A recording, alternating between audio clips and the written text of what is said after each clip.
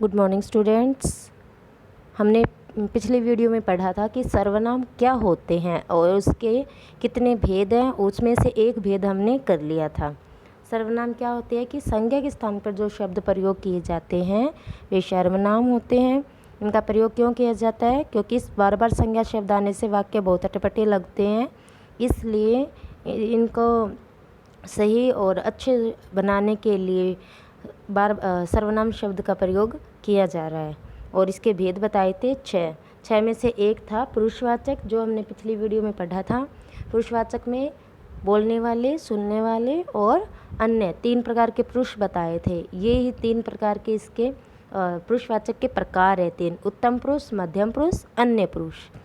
उत्तम में बोलने वाला, मध्यम में सुनने वाला और अन्य में कोई इन सुनने वाले बोलने वाले से कोई तीसरा अतिरिक्त थर्ड पर्सन। अब आगे हम पढ़ेंगे निश्चयवाचक सर्वनाम। निश्चयवाचक सर्वनाम में देखिए, जो सर्वनाम शब्द किसी निश्चित व्यक्ति या वस्तु का बोध कराते हैं, निश्चित ही किसी व्यक्ति या वस्तु का बोध कराते हैं, तो वो क्या होते हैं? निश्चयवाचक सर्वनाम। निश्चित होता है, डेफिनेटली कोई ना, मतलब कोई है डेफिनेटली में, वह यही देखिए, जैसे वह यहीं पढ़ रहा है, इस वाक्य में वह निश्चयवाचक सर्वनाम है। जैसे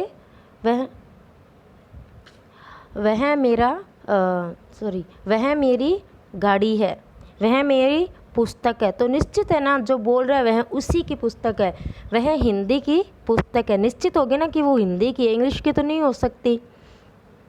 तो जिस सर्वनाम में जो सर्वनाम निश्चित चीज़ के लिए प्रयोग में लाए जाते हैं वो क्या कहलाते हैं? निश्चयवाचक सर्वनाम। ये कौन कौन से होते हैं निश्चयवाचक सर्वनाम? यह, वह, ये, वे, वो, ये जो आएंगे ना, ये होते हैं निश्चयवाचक सर्वनाम। वैसे तो ये उत्तम अन्य पुरुष में भी आते हैं, यह, वह, ये, वे, वो।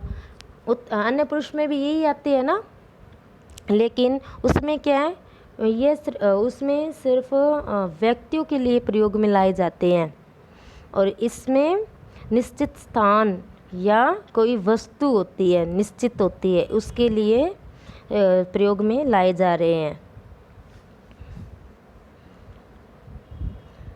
आगे देखिए, ये निश्चयवाचक सर्वनाम समझ में आ गया होगा। आगे है इसके 3 नंबर में अनिश्चयवाचक सर्वनाम। अनिश्चयवाचक सर्वनाम में देखिए, जिन सर्वनाम शब्दों से किसी निश्चित व्यक्ति या वस्तु का बोध नहीं होता, उन्हें अनिश्चयवाचक सर्वनाम कहते हैं। जैसे यहाँ कोई नहीं आया, तो पता तो नहीं ना कोई कौन नहीं आया। यहाँ पे पानी में कुछ पड़ा है। इन वाक्यों में कोई और कुछ अनिश्चयवाचक सर्वनाम होते हैं।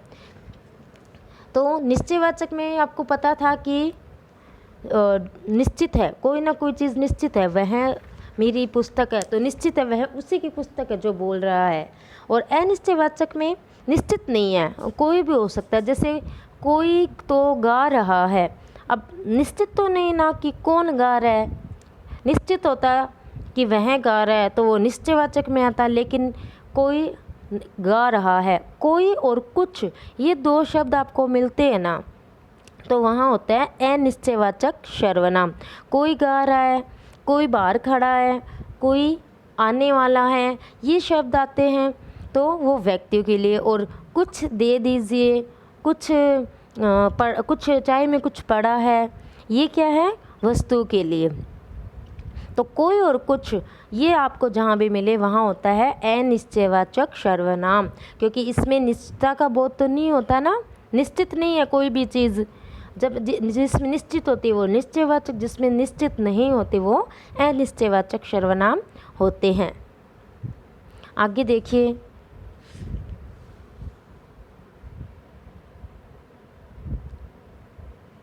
संबंधवाचक सर्वनाम।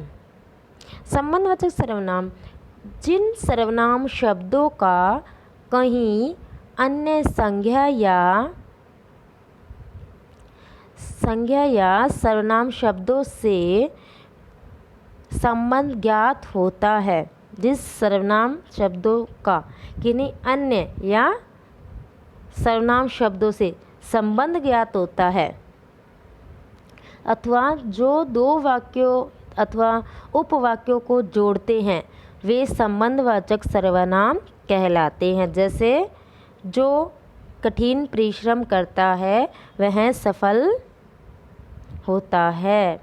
अब देखिए इस वाक्य में, जैसे देखिए, जैसी करनी वैसी भरनी, जैसे को तैसा, ये क्या होते हैं? संबंधवाचक। संबंधवाचक में यह मेरी पुस्तक है, यहाँ मेरी आया तो यह और मेरी का संबंध हो गया मेरी, इसका पुस्तक से संबंध है ना। आगे देखिए, ये जो कठिन परिश्रम करता है वह सफल होता है। इस वाक्य में जो तथा वह शब्द एक ही व्यक्ति से संबंधित है। यह अतः जो तथा वह संबंधवाचक सर्वनाम है। तो जो कठिन परिश्रम करेगा सफल कौन होगा? वही होगा ना। तो जो किसके लिए आया? एक बंदे के लिए, और वह वो भी एक ही बंदे के लिए आया, मतलब वो एक ही है। जो कठिन परिश्रम कर रहा है ना वो ही सफल होगा। तो ये दोनों को जोड़ भी रहे हैं और ये संबंध भी बता रहे हैं कि एक ही व्यक्ति के बारे में है। तो जब संबंध का पता चले तो वहाँ कौन सा होता है? संबंधवाचक। उसके जैसे मेरा, मेरी, मेरे, तेरा, तेरी, तेरे, ये आते हैं ना, तो यहाँ संबंधवाचक होते हैं। ये शब्द आते हैं तो वो संबंधवाचक सर्वनाम बन जाते हैं। यह मेरे पिताजी है, यह मेरी पुस्तक है।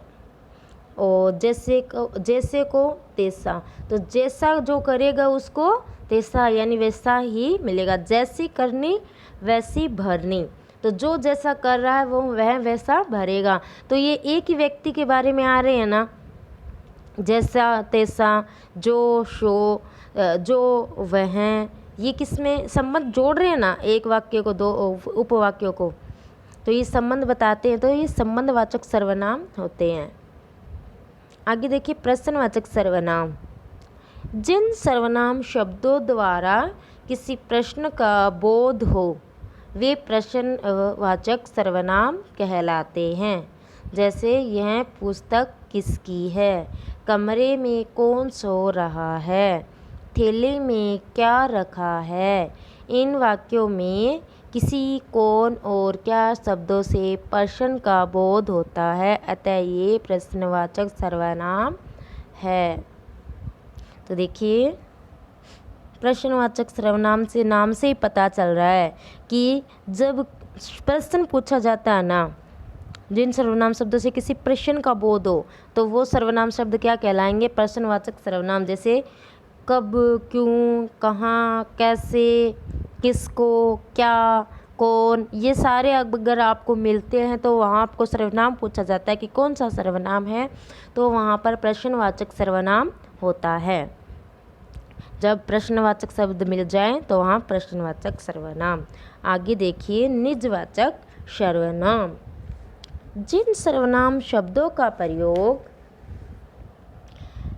वाक्य में कर्ता द्वारा अपने स्वयं के लिए किया जाता है उन्हें निजवाचक सर्वनाम कहते हैं। जैसे यह अपना ही मकान है। यहाँ अपना किसके लिए आया? स्वयं के लिए आया ना। मैं स्वयं दुकान पर बेचता हूँ। निज का मतलब ही क्या है? स्वयं, खुद, खुद का, यानी कि मैं खुद ये काम कर लूँगा, मैं खुद ही खा लूँगा। यानी स्वयं के लिए जब कोई शब्द आते हैं तो वो शब्द कौन से होते हैं? वे निजवाचक सर्वनाम शब्द होते हैं। जैसे अपने आप, अपने आप यहाँ किसके लिए आ रहा है? किसी दूसरे के तो लिए आ नहीं रहा है, स्वयं के लिए, खुद के लिए आ रहा है ना। तो इसलिए इसको क्या बोलेंगे? निजवाचक सर्वनाम। जैसे तुम खाना अपने आप क्यों बनाते हो, यानी कि तुम स्वयं क्यों बनाते हो, तुम खुद क्यों बनाते हो। इन वाक्यों में अपना तथा स्वयं, अपने आप शब्द कर्ता के लिए प्रयुक्त हुए, यानी करने वाले के लिए ही प्रयुक्त हुए हैं, अतः ये निजवाचक सर्वनाम हैं। जैसे देखिए माँ आप सो जाइए, मैं अपने आप खा लूँगी। तो यहाँ अपने आप क्या है? निजवाचक सर्वनाम है। यहाँ अपने आप निजवाचक सर्वनाम है। आप रहने दीजिए, मैं स्वयं कर लूँगा, यानी कि खुद कर लूँगा। खुद, स्वयं, अपने आप, ये शब्द जब आपको मिलते हैं तो वहाँ होता है निजवाचक सर्वनाम। आगे है संकेतवाचक सर्वनाम।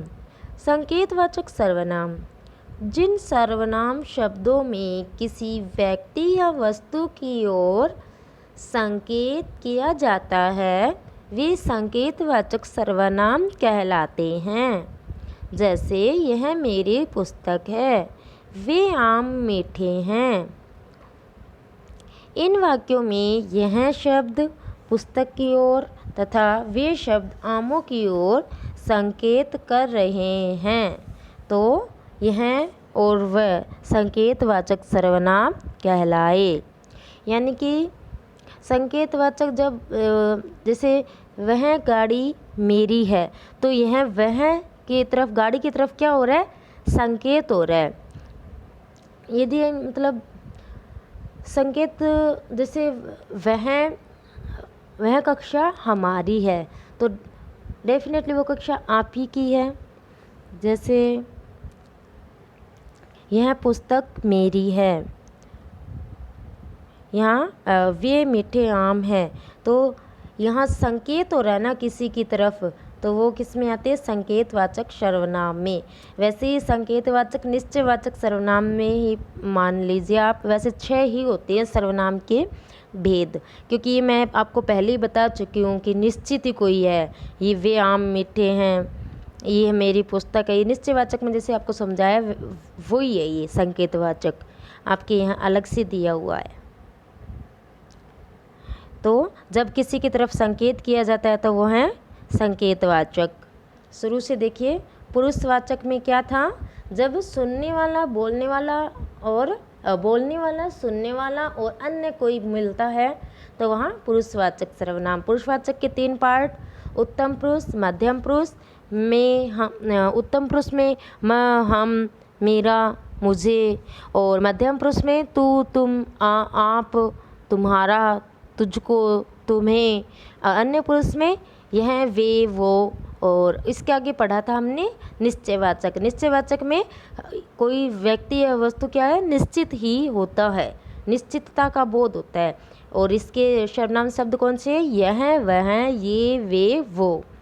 अनिश्चयवाचक में निश्चित नहीं होता, कोई हो भी सकता है, कोई नहीं भी हो सकता है, कुछ हो भी सकता है। तो इसके सर्वनाम शब्द कौन से हैं? कोई, कुछ, ये मिले तो वहाँ अनिश्चयवाचक। और संबंधवाचक में संबंध का बोध कराने वाले शब्द क्या कहलाते हैं? संबंधवाचक सर्वनाम कहलाते हैं। और उसमें जैसे ये 2 उपवाक्यों को जब जोड़ते हैं कोई शब्द, वो क्या कहलाते हैं? संबंधवाचक सर्वनाम। जैसे तैसे, जैसे को तैसा, जो वो, जिसकी उसकी, जिसकी लाठी उसी की भैंस, जैसे ये होते हैं। जब ये 2 वाक्यों को जोड़ते हैं तो संबंधवाचक। प्रश्नवाचक में कब, क्यों, क्या, कैसे, कौन, कहाँ, अगर जब आपको ये मिल जाते हैं और आपसे सर्वनाम पूछा जाए तो वहाँ होता है प्रश्नवाचक सर्वनाम। जैसे आपका नाम क्या है, आप कहाँ रहते हो, आप कहाँ जा रहे हो, ऐसे अगर आपको वाक्य मिल जाते हैं तो उसमें होते हैं प्रश्नवाचक। और निजवाचक में स्वयं के लिए, खुद के लिए, जैसे इसके सर्वनाम शब्द कौन से होंगे? स्वयं, अपने आप, यह अपना घर, अपना ही घर है, ये आपको जब मिलते हैं तो वहाँ होते हैं निजवाचक सर्वनाम। और संकेतवाचक में यह, वे, वह, वो, ये क्या होते हैं? संकेतवाचक सर्वनाम। जब किसी वस्तु या व्यक्ति की तरफ संकेत किया जाता है तो वो संकेतवाचक सर्वनाम। आपको समझ में आई होगा, आ गया होगा ये चैप्टर कंप्लीट।